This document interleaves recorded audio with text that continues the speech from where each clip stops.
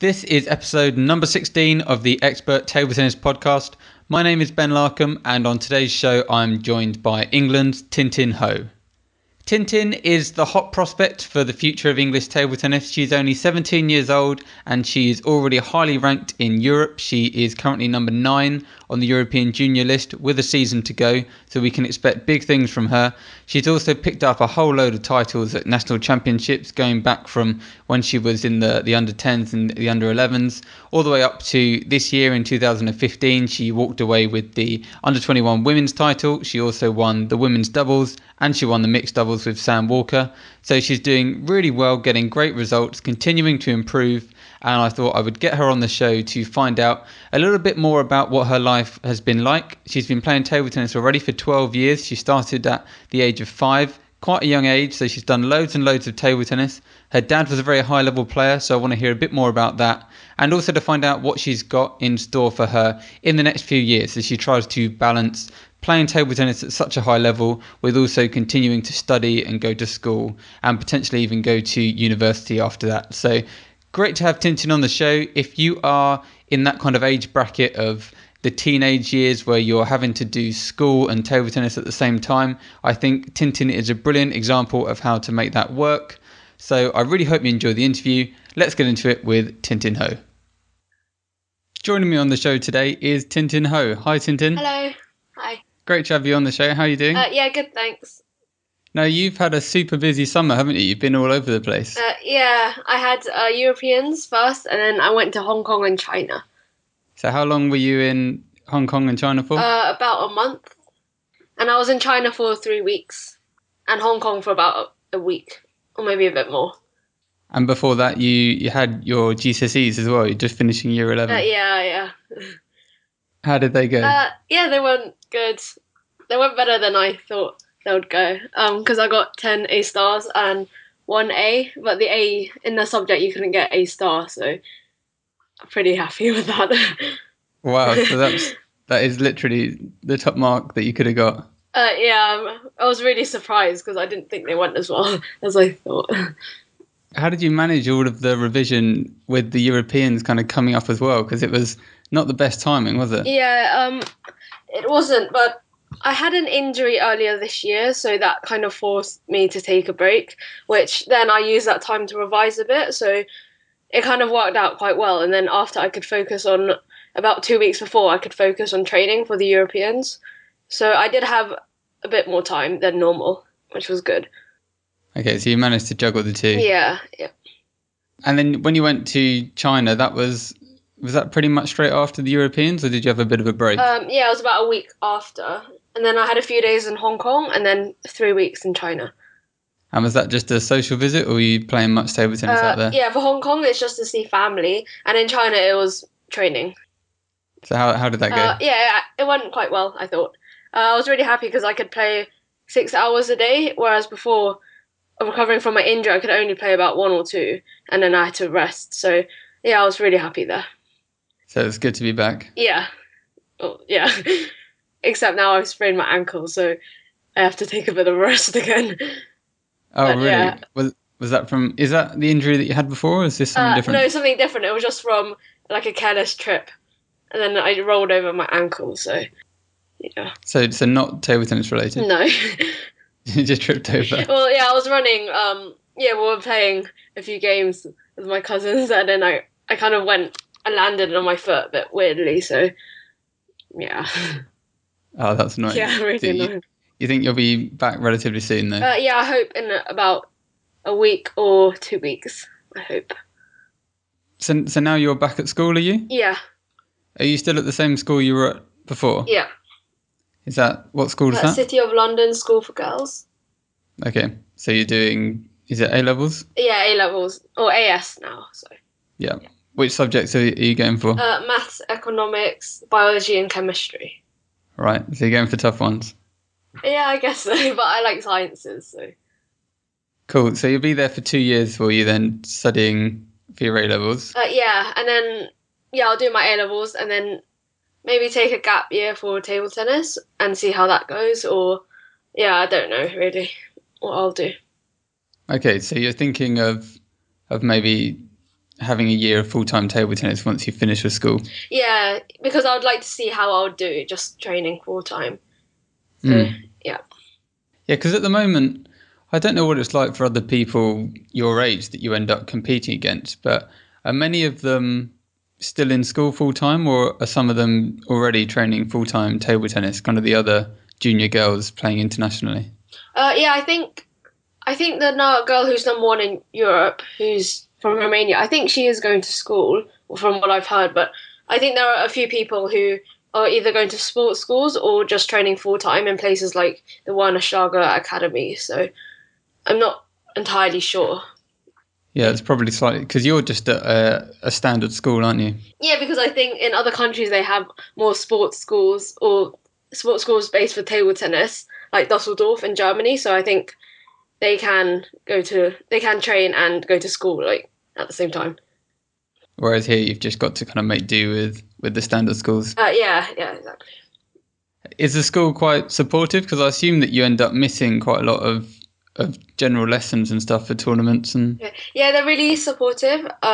They always let me miss school for tournaments, and then the teachers always email me or I ask them, and they just give me work to do when I'm away. And if I don't understand, I can easily email them or go to them. And my friends also collect work for me as well when I go. So it's quite easy just to copy up the notes or ask the teachers and stuff. Okay, and then most of the time, are you just in school like a normal kid? Yeah. I don't really get any lessons off or anything. No, yeah, just normal days at school. So how do you kind of manage to fit in all of the table tennis that you're doing? Well, I normally just train after school, and that normally works for me. If I need to do homework or something, I normally do it at lunch or in the morning sometimes if I wake up. And yeah, it's okay. So most days pretty full on. It's just kind of school all day and then training afternoon and evening. Yeah, exactly. But I'm really lucky because I can train at home, so there's not much traveling compared to other people who have to travel about like an hour to train. So Yeah, so that saves you some time. yeah. And also my club at Morpeth, it's one stop away from my school, so normally I can do some work before that, and the traveling is really easy. What's like a typical training week for you at the moment? How many hours are you doing, and what kind of sessions are they? Are they group or are they one to one? I normally train 6 or 7 times a week, 2 hours a day normally. They're normally just individuals, so sometimes like Mike O'Driscoll, he would come to mine and we'll do our own exercises, or I'll go to Morpeth and we'll all do our own exercises. And occasionally a coach would come and give me some one-to-one, like multiple. Okay, so it's a bit of everything, Yeah. but mainly it's just kind of you and one other person. Yeah, there's not many group sessions here, so there aren't any sessions where a coach runs the exercises. We kind of have to make it up ourselves and just do what's best for us, really. Do you think that that's maybe something that you miss that other players get access to, kind of being in a big group where there's loads of other players kind of all trying to strive towards the same thing? Yeah, I do think it makes it more competitive when as a group, but we do get that at EYS, at the England training camps, and sometimes when I go abroad to train. So I think they all have their advantages and disadvantages. So And I guess you can maybe go and experience that somewhere, when you're 18 and you've finished with school, aren't you, for a year? yeah, exactly. I'd probably experience that every day. So yeah. Nice. Well, what I wanted to do now is go all the way back to the first time that I met you, which must have been about 10 years ago, I think. You used to come down to the club I played at in South London with your brother on a Saturday, didn't you? Yeah, Crusaders. Yeah. Yeah. How old would you have been then? I was trying to think like how old you were when you first started coming. I'm not sure, but I started playing when I was 5. So maybe I went when I was about 6 or 7. I really Yeah, don't know. I remember you were very young. I must have been, I think I'm 10 years older than you. So if you were 6, I would have been about 16 or 17. And like you were in the same sessions as us. You were doing all the same stuff already at that age. So Yeah, it was really fun. I just remember being with Ping and just it was a laugh. I remember your mum used to drive you all the way there and then sit in the car. Yeah, she wrote the whole day whilst we just play. Dedication. Yeah. So you started playing at what age? 5. And kind of, what was that like? Are you able to remember even what that was like when you were 5? Yeah. I think the first time I picked up a racket was when I was about 2. I remember standing on a chair and playing with my dad. But I remember on my 5th birthday, my dad kind of like announced that was when I was going to start table tennis. So that was they were my earliest memories. Okay, so you had like an official start date almost. Yeah, it was quite weird. At first, I didn't really think much about it. I was like, okay. But now, yeah, when I look back, I remember him saying. And then what kind of things were you doing at that age? Because I know you were going down on a Saturday to Crusaders, but then were you training just like throughout the week as well with your dad? Yeah, I can't remember exactly how long, but I just remember doing loads of exercises with my dad, like really consistent exercises. So like the typical Chinese exercises, like just like forehand to forehand, and we have to get up to 100 or 200 without missing. So exercises like that, and also my dad would have sessions with me and my brother together, which made it a bit more different and fun. Okay.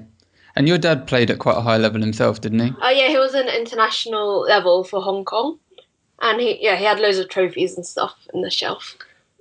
Do you think that helped when you were starting out to kind of know that your dad had reached such a high level? Yeah, because he had so much knowledge about the sport, and he loves the sport a lot, so he could just talk forever about it. So it kind of inspired me. But yeah, I think it did. So yeah, one thing I wanted to talk about was, I know you said you hadn't actually read Bounce, but you know the general idea behind it, which is kind of the 10,000 hours practice that really it's that talent isn't that important in a lot of sports, and it's mainly down to the people that do the most practice and the highest quality practice are the ones that become the best. You're aware of that theory, aren't you? Yeah. What are your kind of thoughts on that? Because it seems like you're in quite a unique position where I guess you would assume that you'd have talent because of your dad, but then at the same time, you've probably done more table tennis than any other girl in England. Do you think? Yeah, I think so. Like, I don't know if I had talent, but I think the environment that I was brought up in, like, helped me a lot and develop as a player. So, yeah, and especially training so much since I was younger, I think it just made me improve a bit quicker, and how I had so much help from my parents and stuff. Because one thing that really stood out for you is because you started playing so much at a young age was that you always had quite a big head start over all the other girls, didn't you? Yeah, I think so, because I think I had like the consistency and like the general technique, which helped a lot. So yeah, I think that did help. Yeah. Do you think that there's anything specific about you that enabled you to continue improving so quickly and winning all of the national titles and things? Or do you think it was just the fact that you had all the input from your dad and your brother and the coaching? Like, what do you think? Well, I think once I did start winning a few matches, I think because I was so young, the media were quite interested in me as well, which kind of encouraged me to keep playing. And also, I was just really always really encouraged, and it made me want to keep winning, which made me work harder. So, yeah. What was kind of the first big thing that you won, and what age were you at the time? Can you remember? Not exactly, but I just remember, I think my first tournament was at London Youth Games when I was 6, and I remember being on a newspaper article for that because I think I won like most matches or something like that. I'm not really sure. So, but I think the first big event was probably like nationals, English nationals, but I don't know when that was. I think the youngest in that is like under 11, but you were probably playing that at a much younger age than that. Yeah, I don't remember what age, but yeah, I remember winning the under 11. But I remember my first really big win was when I won the under 11, 12s, and 13s. But I don't know how old I was then. Yeah, but probably 9 or 10. I don't know. So I guess, are you saying that then kind of like fed your own motivation because you're getting all of this positive reinforcement, you're seeing that it's paying off, so it's kind of like a snowball effect? Yeah, definitely. Because before I kind of just played for fun and just to be with my dad and my brother and just as a sport. But then when I started winning, it really motivated. I just really wanted to keep winning. So, yeah. So one thing, when I look at pictures of you playing, you always look like really, really focused and like you really want to win. Would Yeah, you agree with that? yeah, I do. I think more recently, I kind of pull a face when I play, like I kind of frown. So I don't know. Yeah, I guess I do that. But do you think that's something that you've always had? Can you remember that, or has that just kind of developed over time from all of the playing? I definitely think that has developed over the time because, yeah, when I was younger, I just kind of relaxed and play. I didn't really think much about like specific things. But now, as you grow older, the sport gets a lot harder because everyone else improves and there's like different tactics and techniques and stuff. So I had to really focus and mentally, like, yeah, think about the match and stuff. Yeah. So you think you've kind of developed your own kind of persona and attitude when you're on the table that involves this kind of focus and the real desire to win. That's just come over the years. Yeah, yeah, definitely. And one other thing I wanted to ask kind of along that point was because I've played with Ping for quite a few years in different tournaments, and Ping, he played for England when he was younger, didn't he? Yeah. What kind of level did he reach as a player? Um, yeah, I think he played for England. I think when he was cadet age, because I remember going to tournaments with him as well. He played like French Open and Spanish Open and stuff, and I think he won nationals doubles with Lewis Gray. I think either cadet or junior, I can't remember, but yeah, he did win a doubles national title. How many years older is he than you? He's 4 years older. Okay, so when you were kind of 8 or 9, he would have been 12, 13, kind of representing England and stuff. Yeah. And then I guess, because the thing is, Ping kind of started to wind down his table tennis a bit, didn't he, as he got older? Yeah, he started finding interest in other sports like squash and just other racket sports. Yeah, I'm not sure how much he enjoyed like training and stuff, but he did enjoy the sport table tennis. But I think he just started to have different other interests and stuff. So Yeah, so I guess what I'm getting at is, what was it that you really liked about table tennis, do you think, in the way that Ping kind of enjoyed it but decided that he didn't want to completely focus on it and try and become like a professional player? He kind of chose at some point to kind of vary what he was doing with different options, whereas you seem to have really focused on table tennis. What do you think the difference is between you and Ping? Because you must have gone through quite a similar experience of table tennis. yeah, and also think my dad he was very encouraging of my brother, especially because he was the older one, and I think he wanted Ping to inspire me. So I think and then my dad kind of let me choose if I wanted to continue or not, if that makes sense. So yeah, I think my brother just got a bit tired of it, and he wanted to explore other options. But I don't know, I just stuck with it, and Yeah, I guess it's just one of those things where like you never know what people are gonna choose to do further down the line, do you? So it yeah, just happens that you chose table tennis and enjoyed it more than maybe Ping did. yeah. I think I did enjoy it more than he did, but he still enjoys it. He still plays a bit. Do you still play together? Yeah, quite a yeah, a lot of times. Sometimes we do like multi-ball together and stuff. So he does still like to play. Okay. So you must have been playing table tennis now for, well, you just turned 17, so 12 years? Yeah, I guess so. It's a long Long time, time, isn't it? yeah.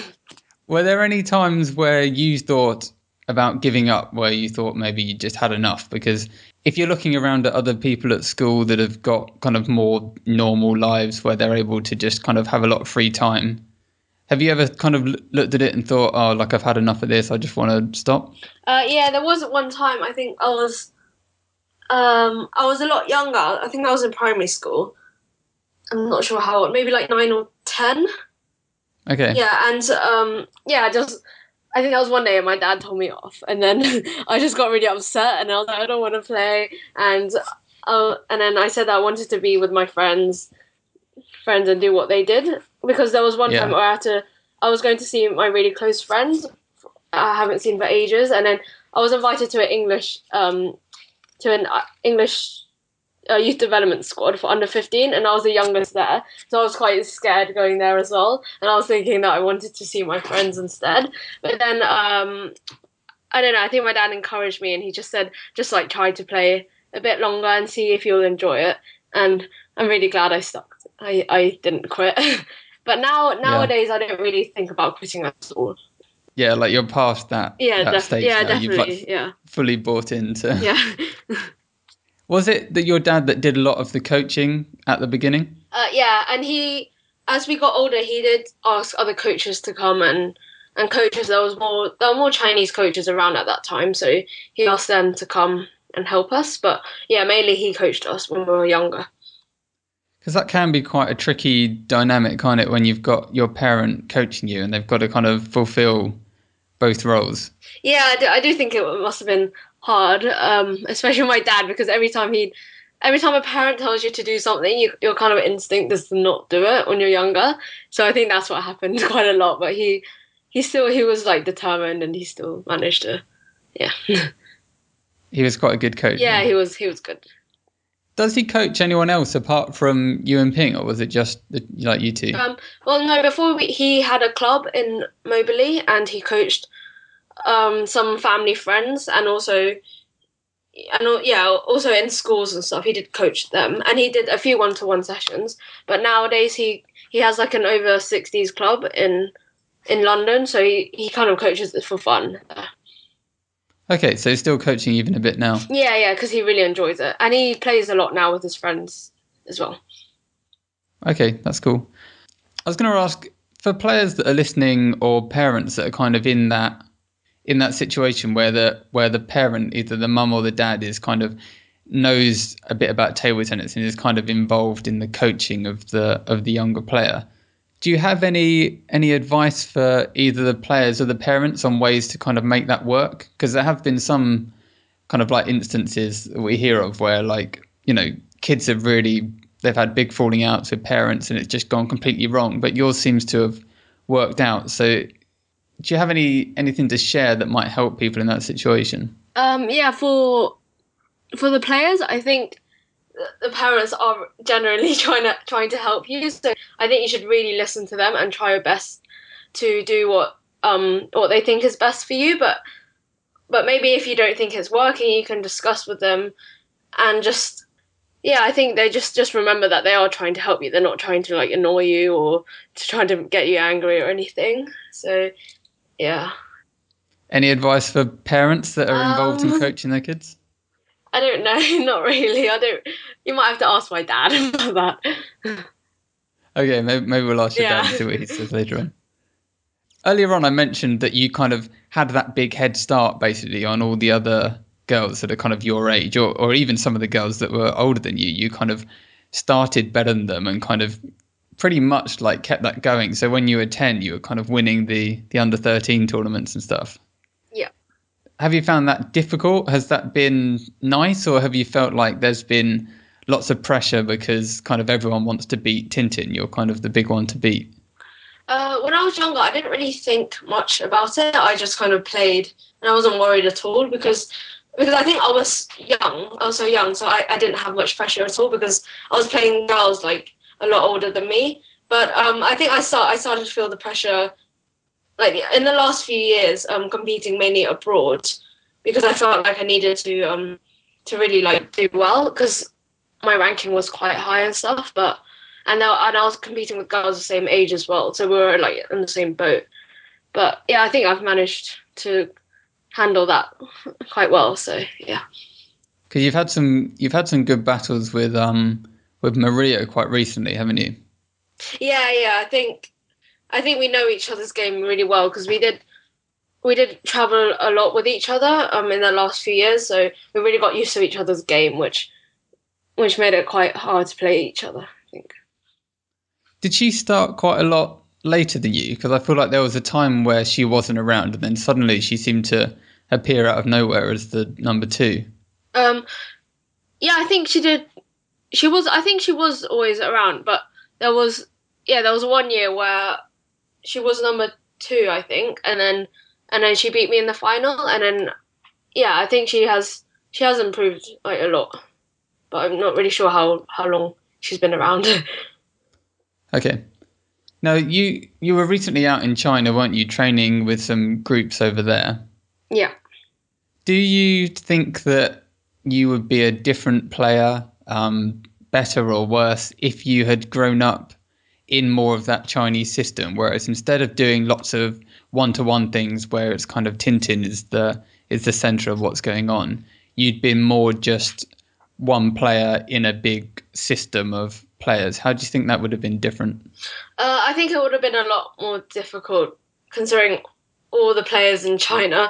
It is really hard to get on a national team, so I don't know how different it would be, but yeah, I definitely wouldn't get as many opportunities as I do now to compete in so many tournaments abroad because in China you would need to make it to the regional team and then win and then make it to the national team. So you have to start from like your club and then you have to be the best in your club and then go to your regional and be the best there and then go to national. So yeah, I think I do get a lot more opportunities here. Having been out there, how does your level compare to the top Chinese girls that are at your age? You mean in the national team or where I train? I don't know, just in general, like how do the Chinese view your level of ability? Like, I assume they're not blown away by how good you are, like in the same way that people are in England. But no, not at all. They do try to yeah, because I think my technique is a little bit different. They all have really perfect techniques, and they have nothing, and the movement is perfect. So yeah, there are technical things that they try to help me with, but I think in the match play, I think it's I do have a chance in the match play situation. In the with the people I train with, I'm not sure about the national people because I haven't really played much with them, but yeah, I think. okay, so you're saying that maybe technically you're not as good in their eyes, but you're still able to compete kind of as a player against them and win matches. Yeah, potentially. I think I do have a chance in the match play situation because it's not really much about technical, but yeah, technically when we do exercises and stuff, their movement and technique is generally really good because they've been playing like 6 hours a day all their life. So yeah, so they've just played a lot more than you. yeah, and obviously they've had like really good coaching and stuff as well. Sure. Do you think that you might want to head out to China for that kind of gap year, or are you thinking of staying in Europe somewhere? I don't know. I think I'd have to stay in Europe if I want to play league, and yeah, because and also traveling to different opens. They're mainly in Europe as well. But I'm not. I think I would go to China in the summer or the winter when I have like a time in the year where I don't have as many tournaments. I can go there to train because I think their training there is a lot more technically based. Whereas in Europe, I think they're a bit more. They have a lot of variation of exercises and stuff. So I think that might benefit me more in terms of match play and in terms of competing. What's that, staying in Europe? Yeah. Okay. Kind of final question to ask you about all of your table tennis is: can you think of a highlight and a low light of your 12-year career so far? Okay, my low light is when I played the European Youth. Oh no, the Olympic Youth qualifications. I think 2014, and I was in the final, and and if I won that match, I would have gone to Youth Olympics. But I was 3-0 up, and I lost. So I think that was kind of my low light of my career. And Okay. yeah, Let's talk about that for a second, because yeah. that is, even though you're playing at a much higher level than the average person listening to this show, that's something that a lot of people have still gone through, where they've been 2-0 up or 3-0 up in sets, and then for whatever reason it's just kind of like slipped away from them. How would you deal with that in the future, and how did you kind of bounce back from that defeat? I think during the match, well, firstly, I think the girl that I was playing, she played better, and then it kind of made me panic a bit, and I started to worry about being 3-0 off and losing and stuff. So I think I didn't really adapt properly to what she changed, and I didn't change my game to like beat her. I just played the same as I was doing before, and she was used to that already, so she could just do like what she knew how to beat me. And I realized that most of the sets there that I won, there were like 11-9 or like 10, so they were quite close. So it could have gone either way, which is what I was telling myself quite recently when I was playing in places such as Europeans, where I was also 2-0 up in one of the quite important matches. So I think I just needed to like focus on the moment and just play accordingly to what they were doing instead of worrying about other things. Okay. And then how did you bounce back after that loss? Did you get straight back into training, or did you feel maybe like a bit demotivated? No, it kind of motivated me a bit more. I think maybe like the 2 days after I was really sad and a bit down, but after that we had the World Championships, so I had to get back to training and just focus on that. And that was quite a good tournament for me, so yeah, you just continue. Just goes on. Okay, cool. That's good. And then the highlight from your career? I don't know. I think it would be probably the Commonwealth medal. The Commonwealth medal in the mixed doubles. We got silver with Liam. So I think that was really, really good. A really good atmosphere, and I had never played in anything like that before. And we beat Feng Tianwei and Zhang Jian in the semi-final, which I didn't really. I don't know. I was quite surprised by, because they're really good players, but I knew we could do it anyway. But I also had other highlights, such as European youth getting bronze in the singles, and winning the French Open when I was in 2012, when I was seeded 13. Yeah. Wow. Yeah, and hopefully you'll have a few more in the next coming years, because you've got 2 more years left as a junior, don't you? I've got 1 more. This is my last year. Oh, this is the last one? Yeah. Well, I've got, from January, that will be my last year. Yeah, so because it's slightly different on the ITTF circuit, isn't it? Yeah, the year starts in January, yeah. Okay, so you've got a few more months left, and then you've kind of got your last season. Yeah. What are your goals for your kind of ending the juniors? I'm hoping to get a medal at the Europeans, hopefully gold, and I hope to get some medals at some Opens as well. What are the Open events like? Are they kind of like the World Tour but for juniors? Yeah, kind of. They are quite. Yeah, it's basically the Opens and Europeans. Oh, and also there's the World Championships as well in December, and there's Europe Top 10 in October. Okay, so you got lots of chances to win stuff. Yeah, hopefully.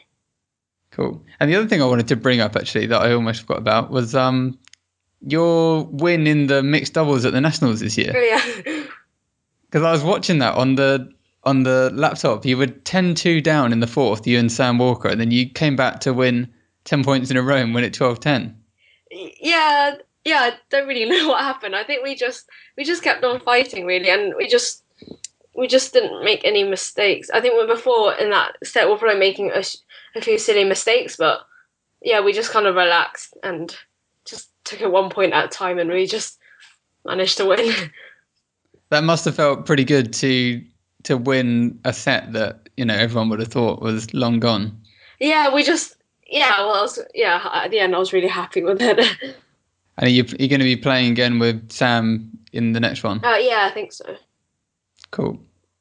Okay, well, last question, which I try and do on every podcast, but I've kind of forgotten to do recently, is I like to ask like the guest that's on the show if they've got one big tip that has helped them kind of throughout their career that is something that would maybe help the listeners of the show. Have you got something to share?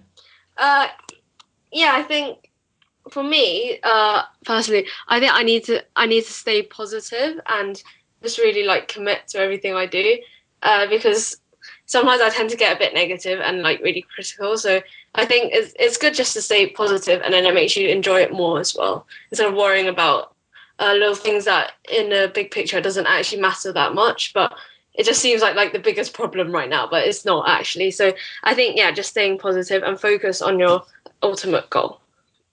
Okay, and do you have like an example of of that in action? Yeah, I think like in training, like if something's not going well, and then you just start to get really angry with yourself, but if you just think about how to make it right, and yeah, just being like just taking it as a challenge instead of like yeah, just acting like it's a challenge, and your goal is to like sort that out, and yeah. Okay, so it's just kind of like constantly being positive and Yeah, trying to overcome all of the yeah, obstacles that are put in your way instead of being like, oh, it's another obstacle every yeah, time. yeah, yeah, yeah. Cool. Well, I wish you the best of luck with your ankle injury. Hopefully, you'll get over that soon. Yeah, it should do. Thanks.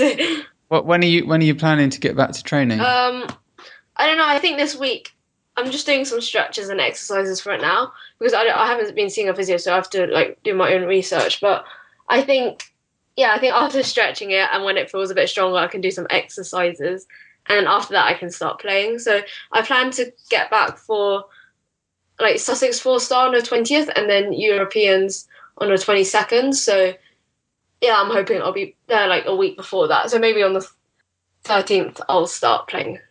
I'm not sure Okay, yet. Yeah.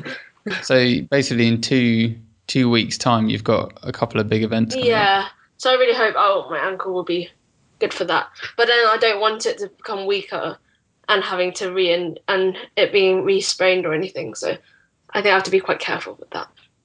Yeah, see how it goes. Yeah. Well, thank you very much for coming on the show. It's been great talking to you, Tintin. Thank you for having me. If people want to kind of follow your progress, do you have a website or anything? I don't have a website. I've got Twitter, which is at Tintin Ho 39, and also Facebook, Tintin Ho, and also Instagram. But I don't really post my results or anything there. But that's Tintin.ho. Okay. Yeah. But Twitter is probably the place to go, is it? Twitter's the main. What's the 39 about? Oh, because my birthday's the 3rd of the 9th. Because they always need a number. They never have. I can never just write Tintin Ho, so I have to put a number at the end. There's too many Tintin Ho's. Yeah. Who would have thought it? Yeah. Okay. Thanks, Tintin. It's been great talking to you. Yeah, thanks. I'll see you later. Bye. Thanks. Bye. That was a really fun interview with Tintin. I hope you enjoyed listening to that one, and a big thank you to Tintin for taking the time to come on the show. There are two things that I want to draw out from that interview. The first is looking at the kind of things that Tintin did back when she was first starting out at 5 or 6 years old, when she was doing all that training with her dad. Now, obviously just the sheer quantity of all the practice she was doing certainly helped, but if we think about what the kind of drills that she said she was doing, she said she was kind of doing the kind of typical Chinese exercises of forehand to forehand, backhand to backhand, working on consistency. She mentioned trying to hit 100, 200 shots without missing, and clearly the focus was really on just developing her basic technique and consistency so that she could play and rally without giving away free points. No unforced errors. She was just keeping the ball on the table with decent shots, moving it around. And that meant that she was able to beat the majority of players just with that kind of solid basic game. So I think that's interesting. The second thing is, we spoke a bit about talent and practice, and I think it is interesting because you can easily look at someone like Tintin and assume that she must be super, super talented because she's always been head and shoulders above all the other players that she comes up against. And who knows, maybe she is super talented. Her dad played at a high level, and if we're looking at genetics and things like that, there's a good chance that Tintin has got the talent for table tennis. But at the same time, it's worth remembering that out of all the 17-year-old girls in England, Tintin has almost certainly done the most practice out of all of them. So every girl that plays table tennis in England in the juniors, Tintin, I would imagine, has outworked all of them in terms of the sheer quantity of practice that she's put in. So that's something not to forget when you're looking at players, and that's kind of that Matthew Saeed bounce 10,000 hours principle slipping in. I wonder how many hours Tintin has put in. I'm sure that it probably is 10,000 hours or very close to it. So yeah, thinking about the kind of things she was doing, working on consistency. I know often as older players we can find it more difficult to focus on consistency and technique and rallying because we want to go for those power shots, those big winners. But I think you'll find with a lot of the top kids that when they started out, it was the consistency, the rallying that really helped them to get a leg up. And then just remembering that when you look at a player and they look absolutely awesome and they're dominating and they're head and shoulders above everyone else, have they just done loads more practice than everyone? And really, if they have, then that should be an encouragement to us, because it means that if we can put in the same amount of practice, then surely we should be able to be seeing similar results ourselves. That's all from me this week. I'll be back with a new episode of the Expert Table Tennis podcast in a week's time, coming out every Friday from now on. I'd love it if you would leave us a review on iTunes, and if you're not currently subscribing on iTunes, head over to there and subscribe to the podcast. You'll get them downloaded straight into your iPhone or your iPad straight away every week when they're released. I'll see you in the next episode. This has been Ben Larcombe from experttabletennis.com. Have a good week.